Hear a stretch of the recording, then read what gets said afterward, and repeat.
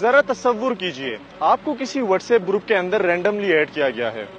جیسے ہی آپ ایڈ ہوئے تو کسی نے اس گروپ کے اندر گستاخانہ مواد شیئر کیا تو آپ کیا کریں گے؟ بالکل ایک ریسپانسبل سٹیزن کی طرح آپ اس کو ایڈمن کو رپورٹ کریں گے. Please check what is being shared in the group. اور اگر ایڈمن آپ سے کہے کہ وہ میسیجز مجھے وہاں نظر نہیں آ رہے، کیا وہ میسیجز آپ مجھے یہاں پرسنل ان باکس میں بھیج سکتے ہیں؟ اور آپ مدد کرنے کی نیت سے وہ میسیجز فارورڈ کر دیتے ہیں. کچھ دنوں بعد آپ کی نیک نیتی سے بھیجے گئے میسیجز کی وجہ سے FIA آتی ہے، آپ کو اریسٹ کر کے لے جاتی ہے اور آپ کو چارج کرتی ہے انڈر 295C.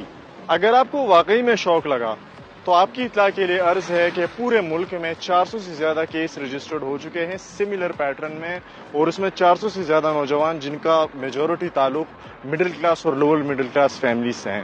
ان سب کا کیس اس وقت اسلام آباد ہائی کورٹ میں چل رہا ہے کہ ان سارے کیسز میں سملر پیٹرن میں ایک ہی شکل آپ کو نظر آئے گی، اور وہ ہے کومل اسماعیل کی، جو کہ الیجڈلی یہ خاتون ان سارے کیسز میں گروپ ایڈمن کا کردار ادا کر رہی ہیں.